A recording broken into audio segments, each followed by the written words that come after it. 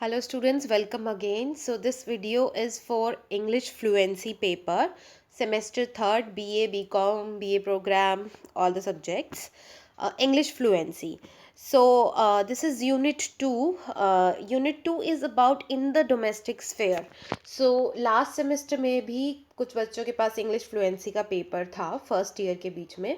This paper is a continuation of that paper. So आपने last semester के बीच में फ्लुएंसी पेपर में जो कुछ भी पढ़ा ये एक तरह से उसका कंटिन्यूएशन है. बट डू नॉट वरी, अगर आपके पास लास्ट सेमेस्टर में ये पेपर नहीं था और आपने सिर्फ इसी सेमेस्टर में ये पेपर चूज़ किया है, do not worry about that. This is a very easy and simple paper. But थोड़ा सा आपको ये ध्यान रखना है कि आप टाइम टू टाइम प्रैक्टिस करते रहें जो भी इसमें एक्टिविटी दी गई है.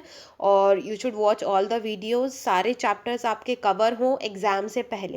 You will have your exams most probably, I am saying most probably, I am not very sure, but जहाँ तक मुझे लगता है दिसंबर में आप लोगों के एग्ज़ाम होंगे.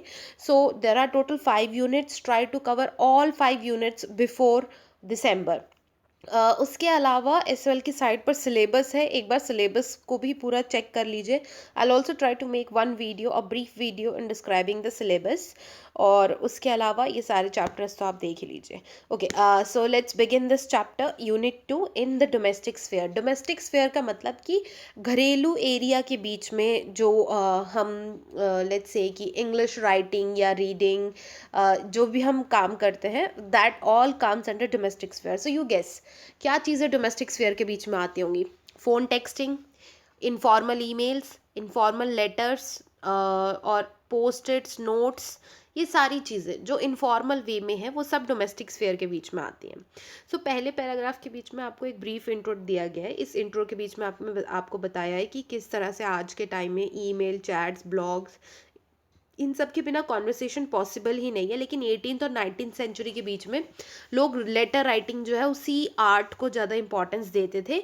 और हमारे इस चैप्टर के बीच में भी हमारा main focus writing, letter writing and एक डिस्क्रिप्टिव राइटिंग है उसके ऊपर ही होगा. So nowadays also कि ईमेल्स वगैरह पे फोकस है, लेकिन अभी भी हैंड रिटन लेटर्स की वैल्यू जो है वो बाकी चीज़ों से ज़्यादा ही समझी जाती है.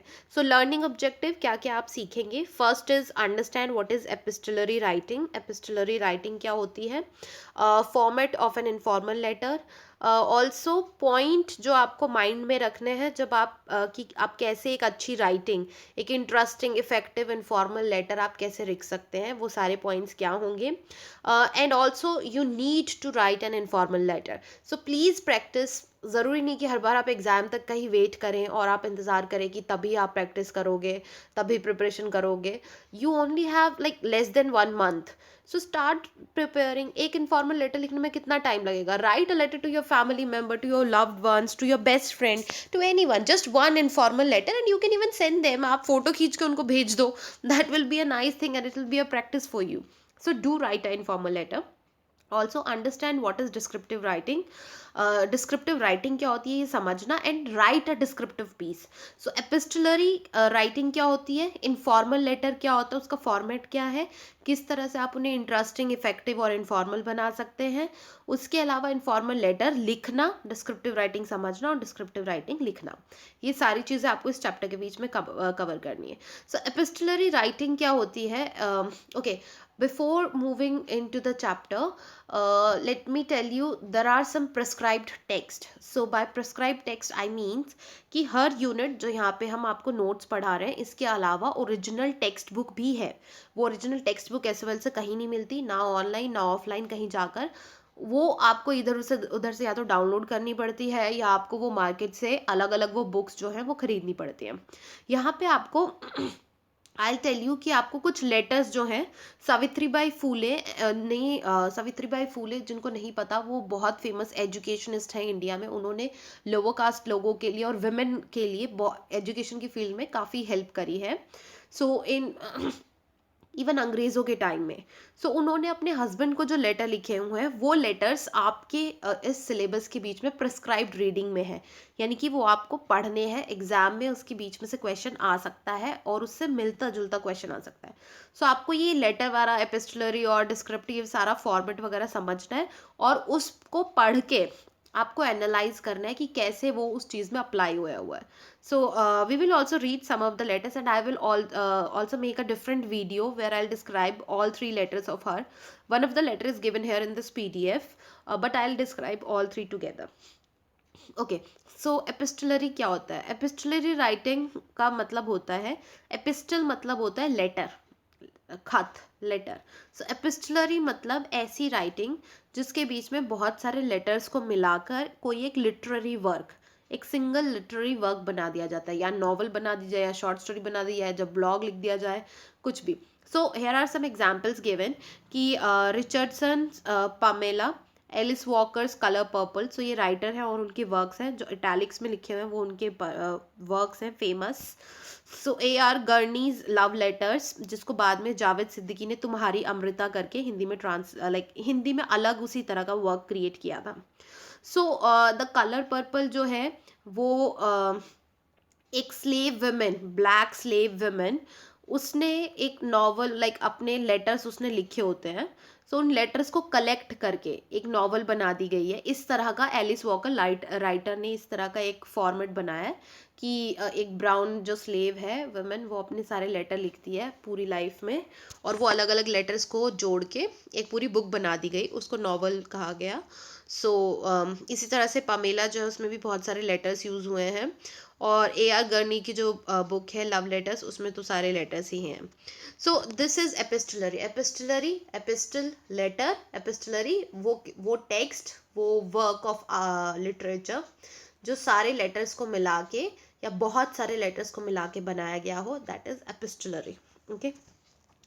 सो हमारे टेक्स्ट के बीच में जो हमें हमारी बुक जो प्रिस्क्राइब्ड है SOL में, इस चैप्टर के बीच में, वो ली गई है between ourselves, letters between mothers and daughters 1750 to 1892. ये बुक का नाम है. उस बुक के बीच में सावित्री बाई फूले के जो लेटर, 3 लेटर्स पब्लिश्ड हैं, वो 3 लेटर हमें पढ़ने हैं, वो हमारी बुक के बीच में डिस्क्राइब्ड है. ओके, प्रिस्क्राइब्ड है, सॉरी. ओके. या. सो पॉइंट्स टू रिमेंबर, जो पॉइंट्स आपको यहाँ पे माइंड में रखने हैं आगे प्रिपरेशन करते हुए, वो ये हैं कि जब हम लेटर दूसरों को लिखें, ओके, जब आप किसी को भी लेटर राइटिंग लिखते हैं, of course all of you know कि इनफॉर्मल लेटर कैसे लिखना है, बट स्टिल कुछ चीज़ें इंपॉर्टेंट है, जैसे कि टोन, स्टाइल, ये सारी चीज़ें, राइटर की जो एक छाप है वो उस इनफॉर्मल लेटर के बीच में हो जाती है. सो फॉर एग्जाम्पल, अगर मैं और आप बार बार एक लेटर से एक दूसरे के साथ बात करते हैं, तो हम एक दूसरे की लेट्स से कि स्टाइल से, टोन से फेमिलियर हो जाएंगे कि हर बार वो कैसे लिखा जाता है. जब आप सावित्री बाई फूले का एग्जाम्पल देखेंगे ना, then you will understand, then I will talk about this feature.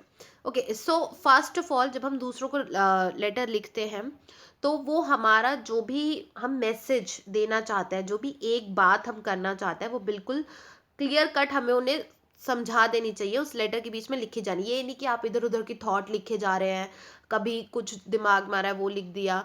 No, just be precise, and one letter should be about one thing, one और at most 2 thing, those who are related. ऐसा नहीं कि एक ही letter के बीच में आपने सारी कहानी लिख दी.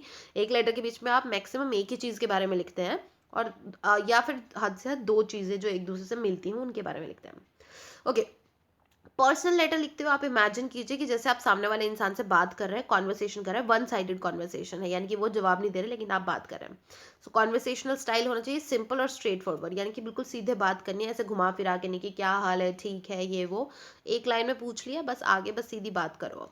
ओके. सिंप्लिसिटी होनी चाहिए, लेकिन थिंकिंग एबिलिटी भी क्लियर होनी चाहिए. जैसे पहले बताया कि ज़्यादा सोच सोच के नहीं लिखना होता, just right what exactly is the matter, सही में क्या रीज़न है लेटर लिखने का, वो आपको क्लियर कट लेटर में लिखना होता है. Okay. So these are some of the points कि पर्सनल होना चाहिए, लेटर के बीच में पर्सनल टच होता है, ये सारी चीज़ें कॉमन है, आपको ऑलरेडी पता होंगी. Let's talk about the frame, कि फ्रेम कितना इंपॉर्टेंट है. सो पहली बात तो ये कि लेटर राइटिंग हमेशा मतलब अंडरस्टैंडेबल और रीडेबल होनी चाहिए. ये मतलब नहीं कि आप ऐसा कुछ लिख दो कि सामने वाले को पढ़ के समझ ही ना आए कि लिखा क्या है. So make like keep it simple, जितना सिंपल होगा और जितना वेल ऑर्गेनाइज्ड होगा. ये नहीं कि पेज के नीचे जगह बचे तो आप वहीं पे सारी चीज़ें घुसाए जा रहे हो just because you do not want to attach a new paper. So do not do that, write it clear and clean. Okay, so the formal of the letter is given here कि आप informal letter जो है वो friend को लिखते हैं, अपने family members को, रिलेटिव्स को, और एक्वेंटेंसेस मतलब जिन लोगों को आपसे जान पहचान है उन लोगों को लिखते हैं. आपकी ग्रामर, स्पेलिंग एंड पंचुएशन ये सारी चीज़ें सही होनी चाहिए. It's informal, it doesn't mean कि आप इसमें कुछ भी यूज़ कर लेंगे.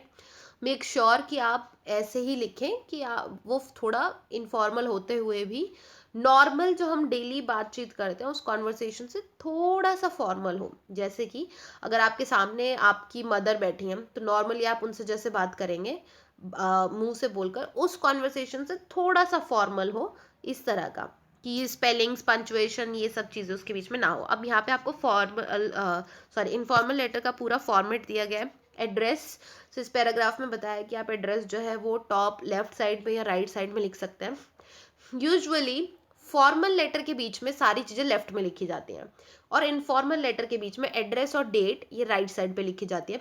ऐसा पुराने ज़माने में होता था, लेकिन आज के टाइम पे no one bothers about it. आप राइट पे लिखो या लेफ्ट पे लिखो, doesn't matter, you can write wherever you want.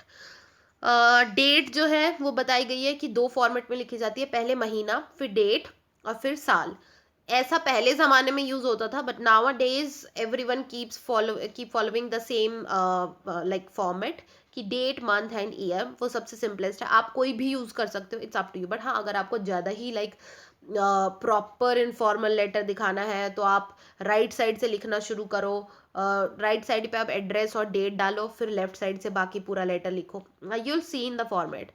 So salutation मतलब कि किस तरह से उन्हें कह के बुलाया जाए, लाइक माई डियर और my dear Nim, my dear Tarun, my dear Ashima. इस तरह से आप एड्रेस जो है सैल्यूटेशन जो है वो दे सकते हैं सामने वाले इंसान को.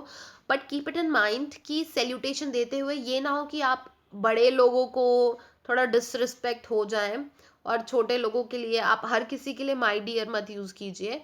Use my dear for people who are of equal age और who are younger than you. And choose a better like salutation for your mother or for father, like people who are older than you. So you can say that my dear father, my dear mother, और you can से lovely mother अगर आप ज़्यादा ही खुशी में लिख रहे हैं. इस तरह से it's up to you, it's informal, but my dear is most common. Like ये आप किसी के लिए, बड़ों के लिए भी यूज़ करोगे तो गलत नहीं होगा, बट थोड़ा ध्यान से अगर आप यूज़ करें तो इट्स बेटर.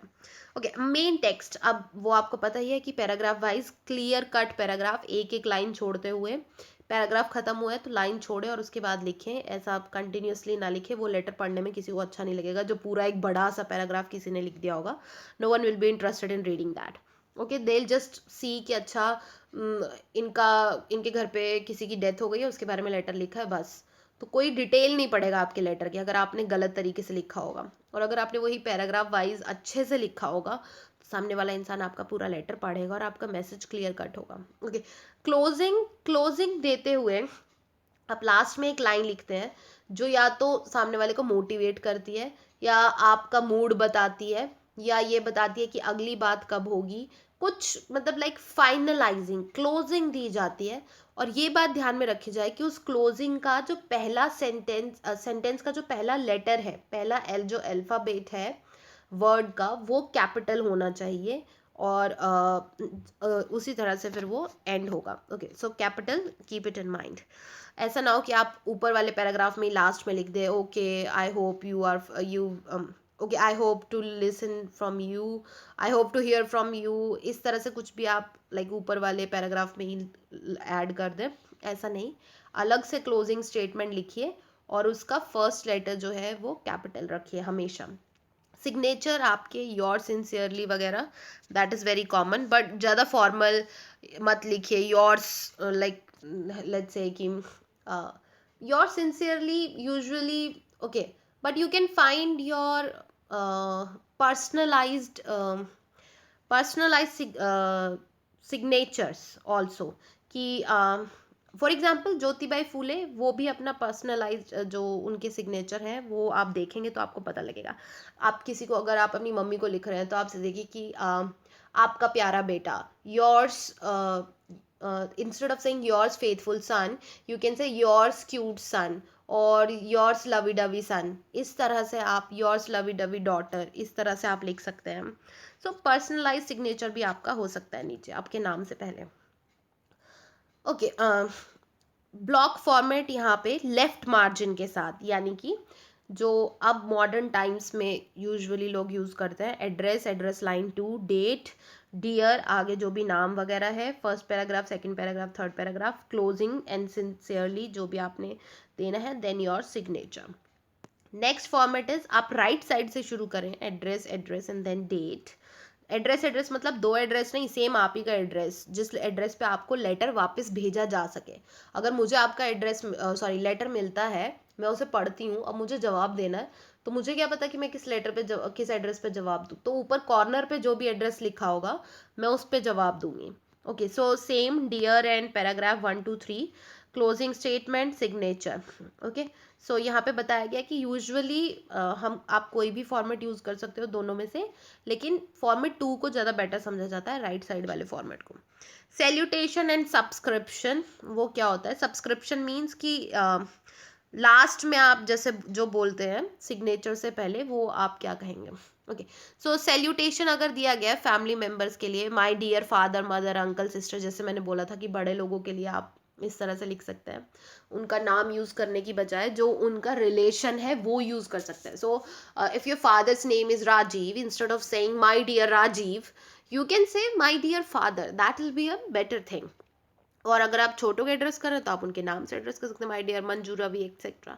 अब उसका सब्सक्रिप्शन क्या होगा? नीचे एंडिंग में जब आप लिखेंगे योर्स अफेक्शनेटली और your loving son, your affectionate son, daughter, brother, nephew, father, etcetera, जैसे मैंने अभी आपको ऊपर बताया था। फ्रेंड्स के केस में आप सीधा उनका नाम डियर चिराग, माय डियर चिराग, और सब्सक्रिप्शन देते हुए नीचे योर सिंसियरली, वो किसी भी चीज़ के लिए सुटेबल है। और एनी डिग्री ऑफ फ्रेंडशिप, मतलब थोड़ी फ्रेंडशिप है तब भी और बहुत ज़्यादा फ्रेंडशिप है तब भी, और सिंपली सिंसियरली योर्स, इस तरह से भी आप लिख सकते हैं। एक्वेंटेंसेस, यानी कि ऐसे लोग जिनसे सिर्फ जान पहचान है, जैसे dear mister Khanna and dear miss Agarwal, तो यहाँ पे आप उन्हें आंटी अंकल तो बोल नहीं सकते क्योंकि वो सिर्फ आपके जान पहचान वाले हैं, तो आप उन्हें क्या बोल सकते हैं? उनके सर नेम से बोल सकते हैं, लेकिन सामने डियर लगा देंगे तो वो इनफॉर्मल एड्रेस हो जाएगा। ओके, सो सब्सक्रिप्शन नीचे योर्स ट्रूली, योर्स फेथफुली, यहाँ पे थोड़ा सा फॉर्मल सब्सक्रिप्शन नीचे यूज होगा। नाउ लेटर राइटिंग, सो लेटर राइटिंग के बीच में यहाँ पे अब पहला जो हमें दिखाया गया है वो सावित्रीबाई फूले एंड उनके हस्बैंड ज्योतिबा फूले जो है उनके बारे में। सो सावित्रीबाई फूले का थोड़ा सा डिस्क्रिप्शन दिया हुआ है यहाँ पे कि उन्होंने जो इंडिपेंडेंस से पहले वाला इंडिया था उसके बीच में उन्होंने विमेन एजुकेशन एंड जो लोअर कास्ट लोग हैं उनकी एजुकेशन के लिए बहुत काम किया है, जैसे मैंने आपको बताया। उनके हस्बैंड ने भी, both the husband and wife were the pioneer educationist in India, और उन्होंने लाइक इंडियन इकोनॉमी को बूस्ट करने के लिए भी बहुत सारा काम किया है। एंड इवन सिर्फ एजुकेशन ही नहीं, उसके अलावा कास्ट सिस्टम एंड जो लोअर कास्ट लोगों के ऊपर होने वाले जो अत्याचार वगैरह है या इंटरकास्ट मैरिज वगैरह है उसके अगेंस्ट, एंड फेमाइन वगैरह जो इंडिया में हुए, यानी कि भुखमरी वगैरह जो भी हुई, उन सब चीज़ों के, उन सब टाइम्स के दौरान भी उन लोगों ने बहुत काम किया है। ओके, सो ओरिजिनली ये लेटर जो है वो मराठी में लिखे गए, यानी कि जो बुक पब्लिश हुई थी उस बुक के बीच में लगभग 20 साल, यानी कि 20 साल उन दोनों ने एक दूसरे को जो लेटर्स लिखे, उनमें से जितने भी लेटर्स कलेक्ट हो पाए वो लेटर कलेक्ट करके एक बुक में पब्लिश कर दिए गए थे। उस बुक के बीच में से हमें सिर्फ 3 लेटर पढ़ने हैं। आई टेल यू कि वो 3 लेटर कौन से। पहले मराठी में लिखे, इसको फिर इंग्लिश में ट्रांसलेट करा गया। ओके, सो आपको ये लिंक दिया गया है यहाँ पे। ये लिंक जो है ये एक आर्टिकल है ऑनलाइन, उस आर्टिकल के बीच में तीनों जो लेटर्स हैं वो पब्लिश किए गए हैं। So you can read it on your own. I will also try to make a very brief video on those letters and I will try to explain them one by one, like line by line, so that will also be very helpful, and it's very interesting to read their letters. Like, I mean, I enjoyed reading their letters. So it is not only about their love life, it is about India, what was happening in India at that time, and how the systems were changing, what was the role of education, and how the Britishers were helping in educating Indian people. I'm not saying कि Britishers were good people, but according to her letters, they were trying to educate all Indian people. That's what she is saying. Okay, so first letter, here we will only have a brief like description about the letters, so you can read it on your own. मैं आपको बस ऐसे ही थोड़ा बता देती हूँ कि first letter में है क्या, because anyways I'm going to make second video. So first letter के बीच में वो एड्रेस करती है अपने हस्बैंड को, माई लॉर्ड ज्योतिबा, या मेरे ईश्वर, मेरे परमेश्वर ज्योतिबा, द एम्बोडिमेंट ऑफ ट्रुथ, सत्य की मूर्ति. सो इस तरह के वर्ड से वो उन्हें एड्रेस कर रही हैं. आपको एक दो बार पढ़ने में फनी लगेगा, but when you will read and see her dedication for her husband and her work, जब आप देखेंगे कि उन्होंने कितना डेडिकेशन अपने हस्बैंड और वर्क के लिए दिखाया है, then you will get to know कि वो सही में ही both of them deserve these titles. Okay, so वो अपने घर आने के बारे में बात करती हैं कि वो घर कब आएंगी, और थोड़ी सी अपनी सिचुएशन जो है अनटचेबल लोगों के बारे में. वहाँ पे एक इंसिडेंट हुआ होता है कि वो बीमार होती है और उनकी मदर और ब्रदर जो है, जो इनके सावित्रीबाई फुले के, वो उनका ध्यान रखते हैं. सो उनके भाई के साथ उनकी एक कॉन्वर्सेशन हुई होती है. उस कॉन्वर्सेशन के बारे में उन्होंने अपने हस्बैंड को लेटर लिखा होता है. सो that is the letter 1. Letter 2 is like it's written on 29 अगस्त 1868, सतारा से लिखा गया है. ज्योतिबा फूले को सावित्रीबाई फूले को ज्योतिबा का एक लेटर मिला होता है अपने हस्बैंड का. सो सावित्रीबाई उसका रिस्पॉन्स देती हैं और वो बात करती हैं. This is a very short letter कि कैसे एक ब्राह्मण बॉय और अनटचेबल गर्ल जो है, उनकी लव स्कैंडल को लेकर विलेज में काफ़ी प्रॉब्लम हुई होती है, and she solve that problem. उस चीज़ के बारे में ये लेटर है. उसके अलावा थर्ड लेटर जो है वो वॉलंटियर्स के बारे में है. सो इंडिया में उस टाइम काफ़ी सूखा पड़ा होता है, अकाल पड़ा होता है. This is the original letter, जो थर्ड लेटर यहाँ पे दिया हुआ है. I not describe this letter here because all three letters I describe together, but यहाँ पे आप डेट, फॉर्मेट, ये सब देख सकते हैं. सो उन्होंने लेफ्ट साइड में ही लिखा 20 अप्रैल 1877. यूजुअली हमारे फॉर्मेट में क्या था कि एड्रेस ऊपर था, डेट नीचे थी. यहाँ पे डेट ऊपर है, एड्रेस नीचे है. So this is informal letter. इस तरह से फॉर्मेट का स्ट्रिक्ट होना कुछ इंपॉर्टेंट नहीं है, और हर राइटर का अपना पर्सनलाइज टच होता है. So that touch is there. उन्होंने डेट्स पहले लिखी हैं और एड्रेस बाद में लिखा है. सावित्री सैल्यूट्स यू, कि सावित्री आपको प्रणाम करती है. और वही अपने हस्बैंड को उन्होंने the embodiment of truth my lord Jyotiba इस तरह से बोला है, सत्य की मूर्ति, मेरे पति परमेश्वर या ईश्वर ज्योतिबा. और फिर उन्होंने अपना लेटर लिखा.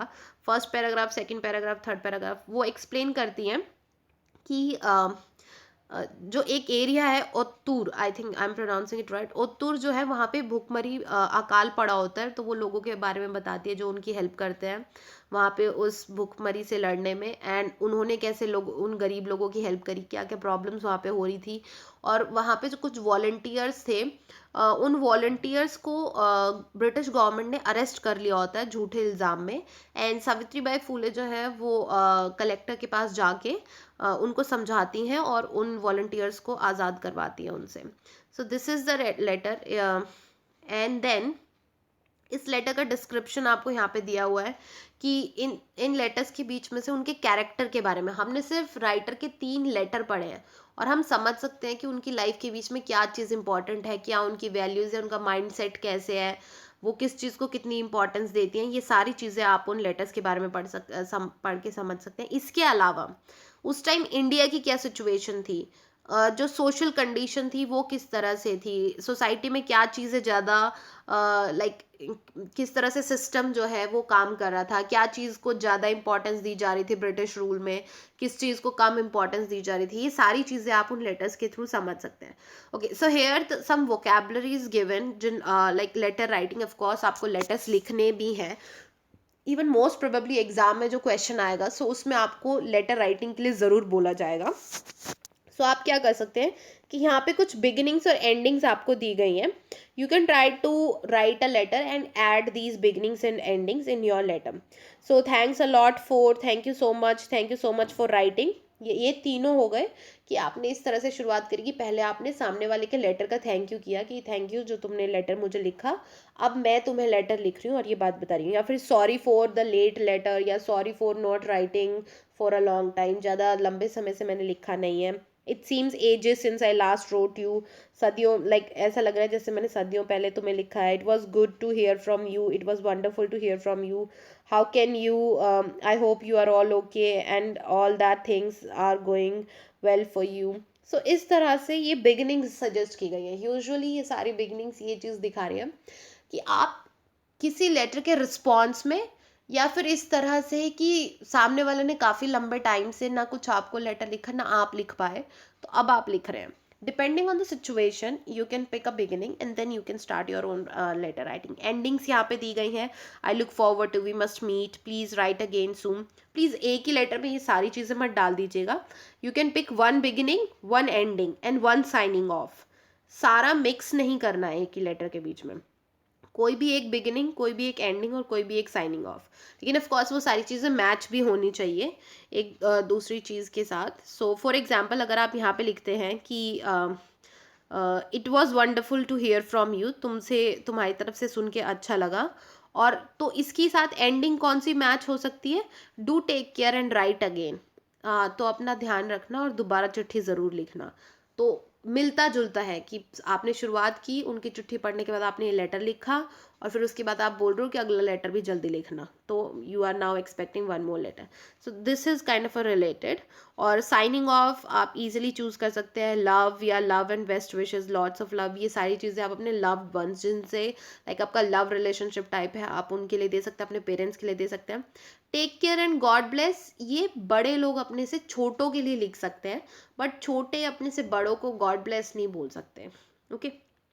सो signalling is like the end is near, यानी कि जैसे मैंने आपको बोला था कि लास्ट में आपको दिखाना है, क्लोजिंग स्टेटमेंट देनी है जो कि अब लेटर ख़त्म हो रहा है, वो स्टेटमेंट्स क्या होती हैं.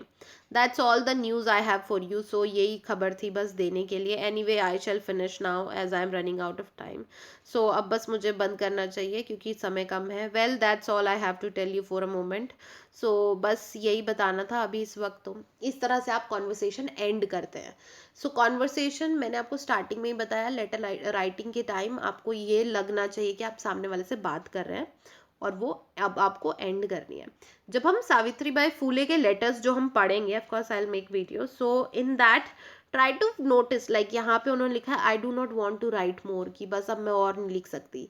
it's definitely like shown in this statement कि she is very upset, so that's why she do not want to write more. इस तरह से लास्ट की क्लोजिंग स्टेटमेंट देना is very important. so you can, some of the vocabulary is given here, you can pick whatever is suitable for you. Some of the activities are given here for you, like thank aunt for a birthday present. आपको कहीं से birthday present मिला है किसी aunty से, आप उनको thank you बोलो. कज़न को उसकी जॉब के लिए कंग्रेचुलेशंस बोलो. Write a letter of condolence मतलब कि लाइक किसी के दुख के ऊपर अफसोस करते हुए, to the mother of a school friend who died in an accident. So एक स्कूल फ्रेंड की मदर जो है वो किसी एक्सीडेंट में मर गई हैं, उनको आप लेटर लिखो, लाइक अपना दुख या शोक प्रकट करने के लिए. Congratulate a friend who has recently got engage, किसी की अभी अभी एंगेजमेंट हुई है. देन बर्थडे प्रेजेंट और जॉब वाले के लिए आपको थोड़ी सी गाइडलाइंस दी गई हैं, you can follow them. Let's come to the descriptive writing. So descriptive writing, as suggested from the name itself, descriptive means description.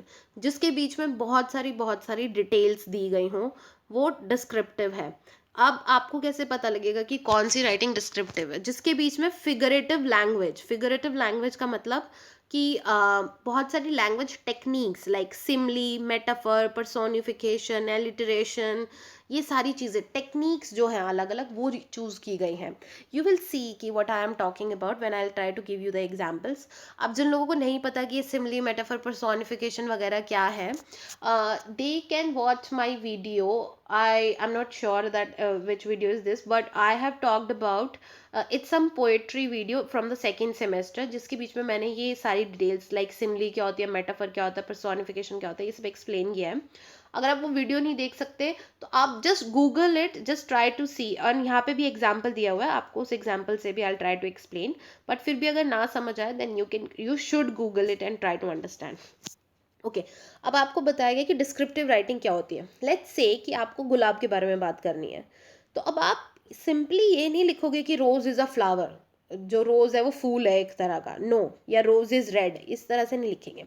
आप रोज़ के ऊपर पैराग्राफ लिख रहे हैं ना, तो आप ये सारी डिटेल लिख सकते हैं।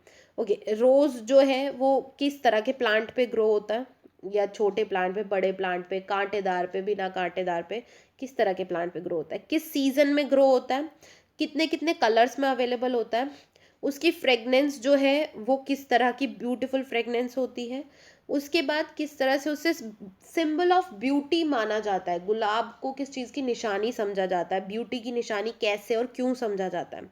फिर उसके अलावा परफ्यूम इंडस्ट्री और मेडिकल जो पर्पस है उनके बीच में उसका यूज़ क्या होता है।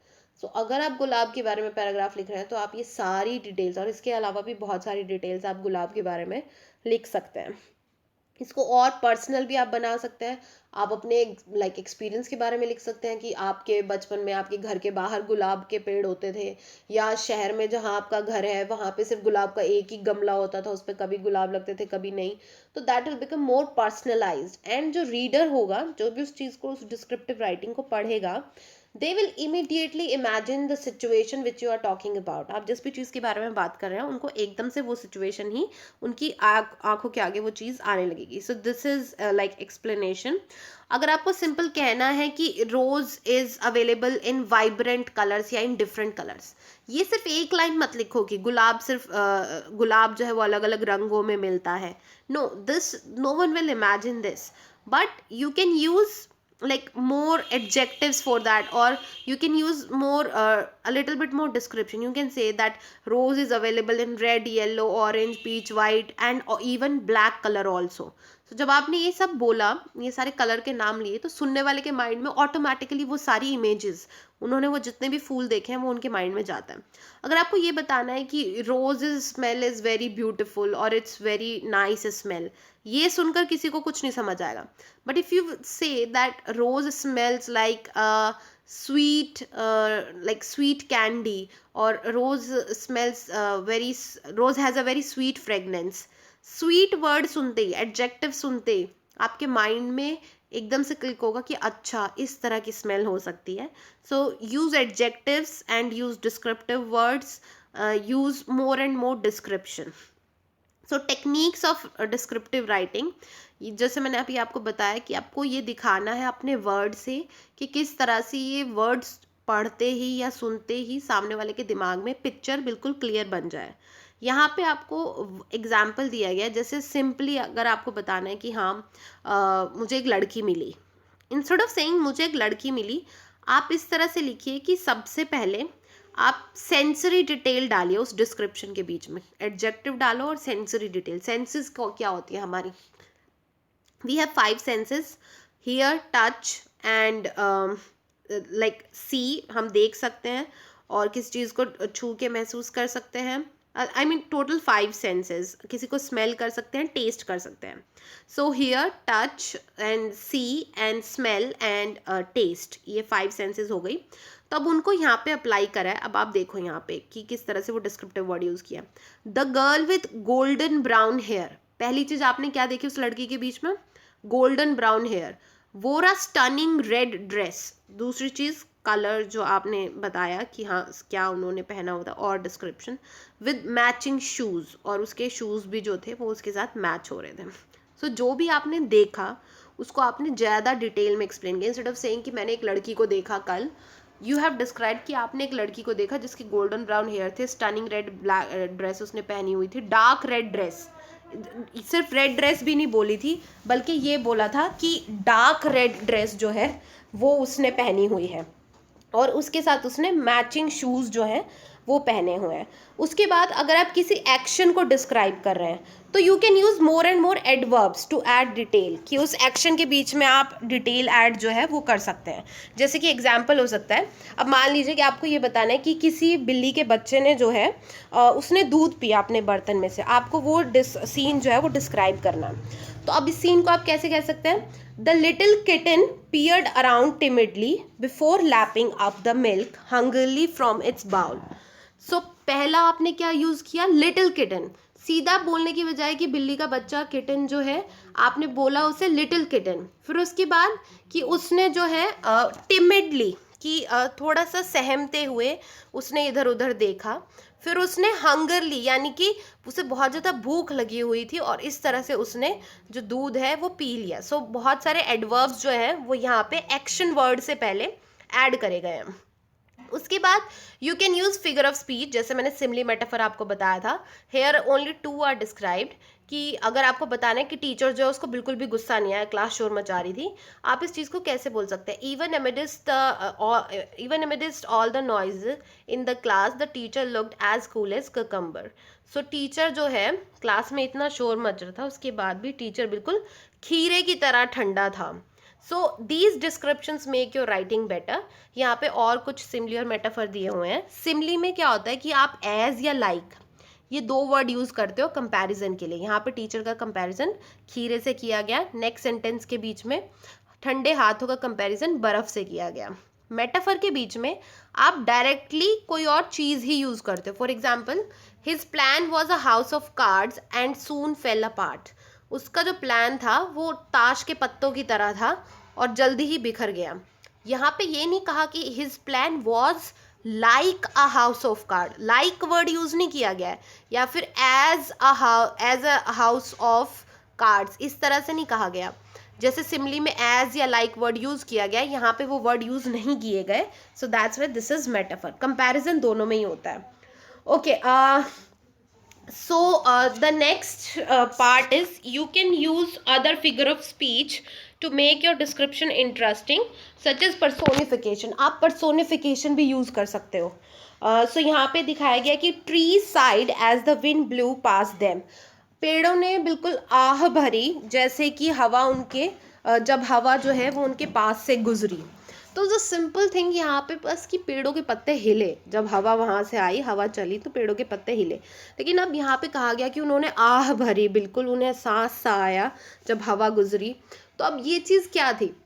ये दिखाना कि पेड़ जो है वो इंसानों की तरह, लिविंग ऑर्गेनिज्म की तरह वह सांस ले रहे हैं। Of course they breathe, we know कि फोटोसिंथेसिस होता है, ऑक्सीजन वगैरह, बट असलियत में वो सांस नहीं लेते। But here we have personified. Personified मतलब जैसा एक पर्सन काम करता है, जब नॉन लिविंग चीज़ को हम उस तरह से दिखाएं कि वो भी इंसान की तरह काम कर रही है, that is personification.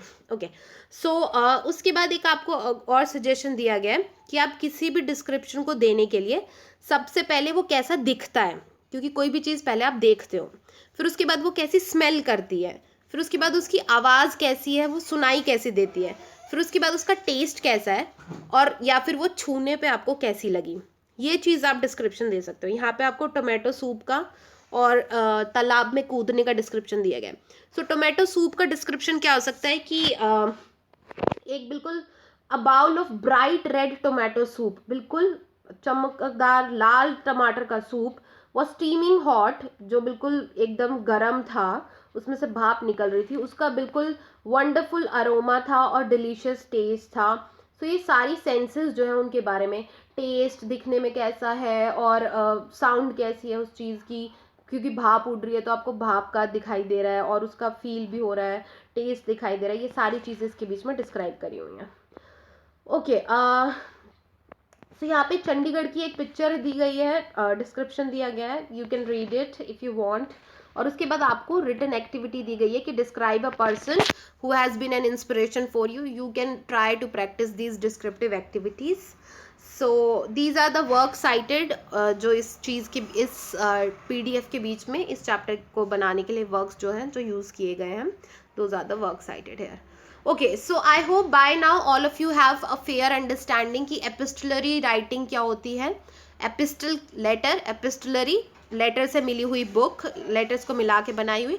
Descriptive writing क्या होती है, इनफॉर्मल लेटर आप कैसे लिख सकते हैं, ये सारी चीज़ें अब आपको एक्सप्लेन कर दी गई हैं। और राइटिंग की कुछ क्वालिटीज़ जो हैं या फिर कुछ टेक्निक्स जैसे आप अपनी राइटिंग इंप्रूव कर सकते हैं, वो सब भी आपको बता दी गई है।